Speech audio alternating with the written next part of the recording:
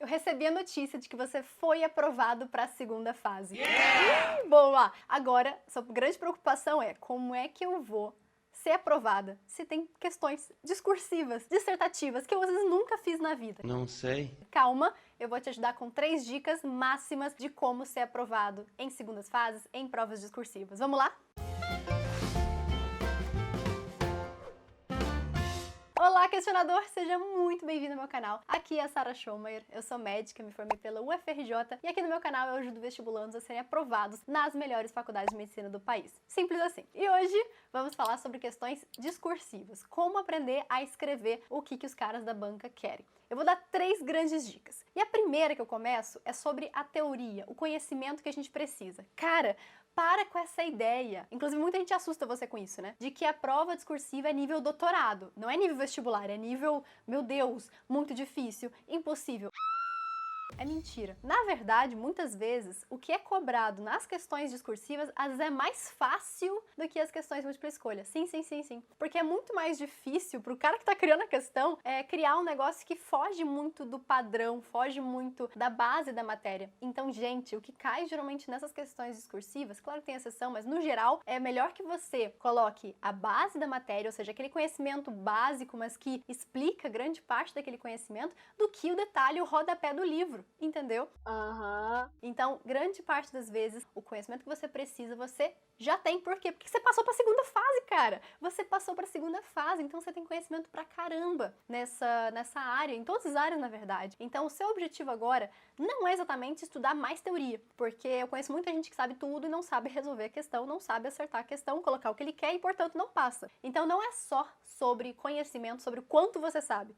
É sobre o quanto você consegue colocar na prova. E é isso que importa. A minha segunda dica é sobre a interpretação das questões. Tem uma coisa muito legal. A questão ela é feita para te gerar hipóteses. Pensar o seguinte, é isto ou aquilo. E ela acaba virando uma questão múltipla escolha, se você quiser. Por exemplo, uma questão que fala sobre, sei lá, eu não sei se é plateuminto ou nemateuminto. Bom, você tem 2 opções. Agora é só você pensar como é que você vai diferenciar essas 2 opções. E aí a questão ela tem que te dar, ela é obrigada a fazer isso. Isso é muito, muito maravilhoso. Ela tem que te dar informações na questão, não pode ser do além, na questão, que te façam diferenciar se é um ou é outro. E isso para qualquer tipo de questão discursiva. A própria questão, ela vai te dar as pistas de como você diferencia uma coisa da outra. E isso, gente, com a prática, vocês vão sacar isso. Vocês vão bater o olho na questão e falar, aqui, ó, é isso aqui que ele quer que eu exclua isso aqui. Então, isso aqui não é a resposta, pode ser a outra. Então, você faz como se fosse uma questão múltipla escolha, você pensa nas suas hipóteses, então pode ser isso, pode ser isso, pode ser aquilo. Por que não seria essa? Por causa dessa informação que ele deu aqui. Por que não seria essa? Por causa dessa. Então sobra a resposta certa. Então, às vezes, é muito mais legal a gente pensar nas hipóteses e excluir as que não são, para aí a gente chegar na resposta certa, do que de cara, às vezes, a gente não consegue chegar na resposta que ele quer de cara, direto. Pegou a ideia? Essas são as dicas que as questões vão dar pra gente, elas são obrigadas a fazer isso, porque senão a questão é anulada, se ela tiver 2 respostas. E a dica mais importante: se é uma prova dissertativa, uma prova discursiva, você precisa escrever, cara. Eu vejo muita gente estudando para as provas discursivas de cabeça, sabe? Pensando, eu escreveria isso. Tem que escrever. E tão importante é isso que vai te ajudar muito na correção. E você saber se você está acertando ou não, saber o que você precisa melhorar ou não. Se você faz de cabeça, você não vai ter isso. Como é que eu corrigia essas questões? Porque afinal de contas, né, não tem um gabarito ABCDE. Eu fazia por padrão de respostas. O padrão de resposta é como se fosse o gabarito que a banca dá para vocês. Ou seja, como se fosse a resposta, é o gabarito. E isso tá no site das universidades, ou se não tiver ali, você pode procurar em sites de cursinhos mesmo, gratuito na internet, que muitos deles fizeram a resolução comentada dessas questões dissertativas também, de maior parte do país, eu já achei. Então, o que eu faço com esse padrão de resposta? Aquilo ali é o que a banca espera. De preferência, pegue o da banca, tá? Pegue o oficial. E eu vou descobrir, então, como é que eu vou escrever o mais próximo possível daquilo.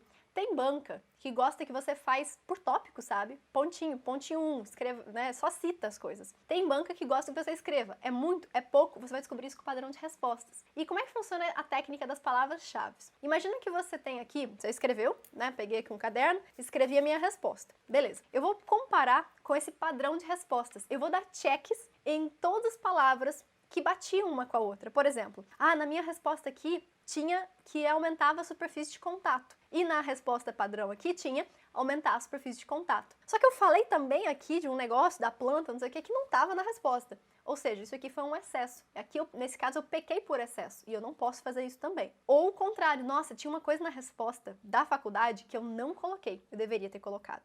Então, por mais que a gente saiba que nunca vai sair nas mesmas palavras que vai estar no padrão de resposta, mas as mesmas palavras-chave tem que ter. Ou seja, se você escreveu X, tem que estar X lá, Y, Y lá. Não pode, por exemplo, você ter escrito mais alguma coisa que não estava lá, ou o contrário, não ter escrito alguma coisa que estava lá.